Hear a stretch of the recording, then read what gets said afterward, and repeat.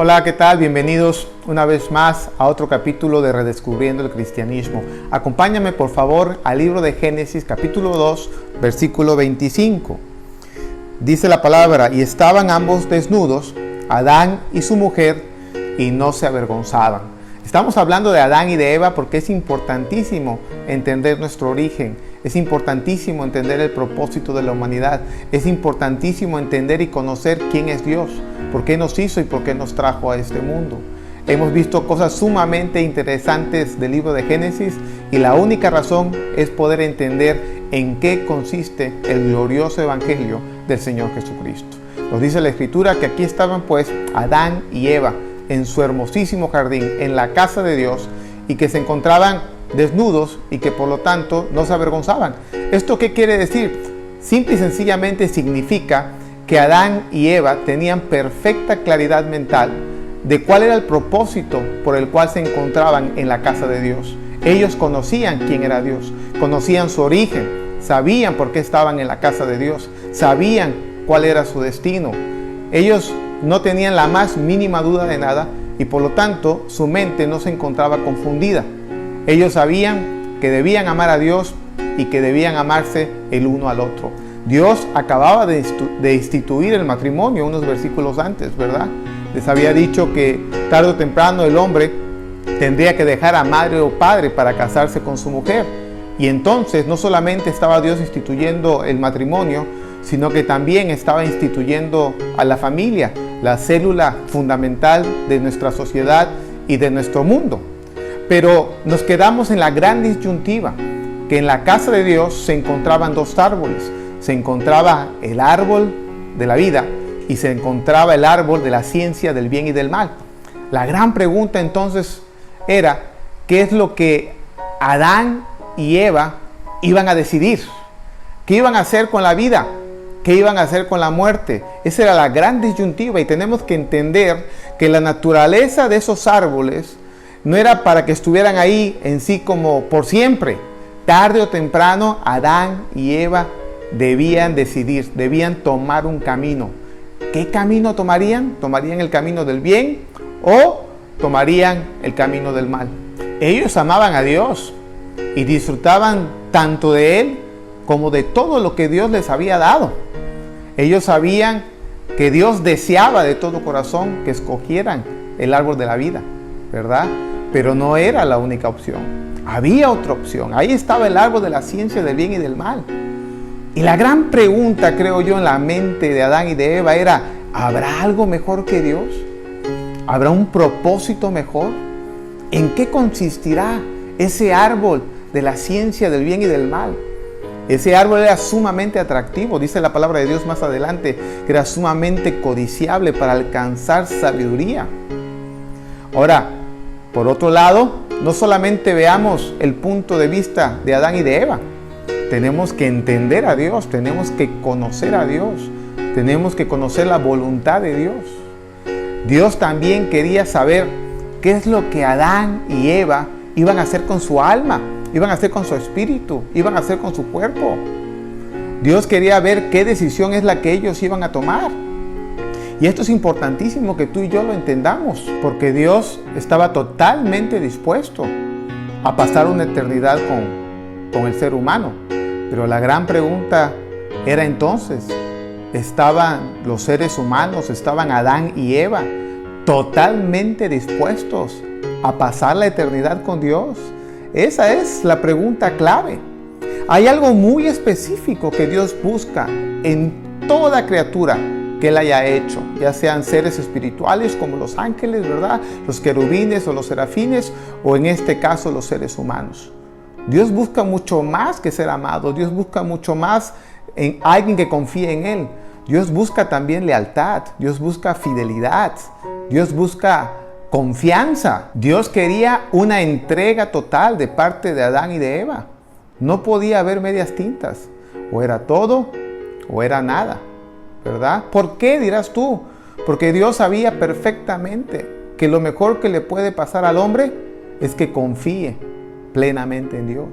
Ahora yo te digo una cosa, Dios sabía perfectamente cuál era el riesgo que Él corría al crear seres que tienen libre voluntad, que tienen libre albedrío, siempre hay un riesgo, porque ese ser tiene la capacidad de decidir lo que él quiera.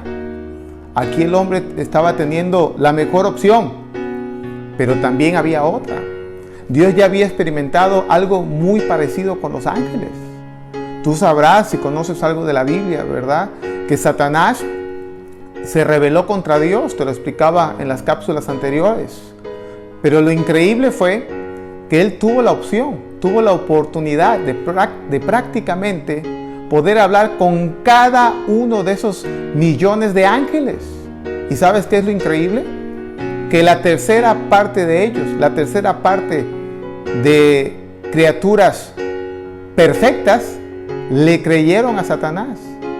La pregunta es, ¿por qué permitió Dios eso? ¿Sabes por qué? Por algo muy sencillo. Dios quería ver quién verdaderamente estaba con él, quién verdaderamente le amaba, quién verdaderamente le iba a ser leal por una eternidad. Y ese es exactamente el punto que estamos viendo en este momento.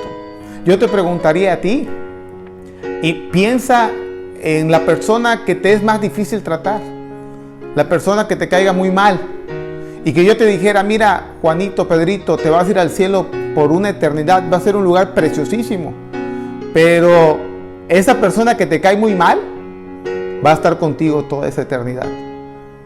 Quizás lo más probable que tú me dirías, no, pues si voy a estar una eternidad con esta persona, así sea el cielo, para mí se me va a convertir en un infierno.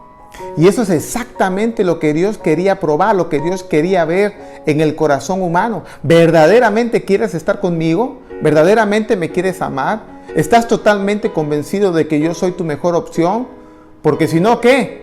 Estar en el cielo conmigo se va a convertir para ti en un verdadero infierno.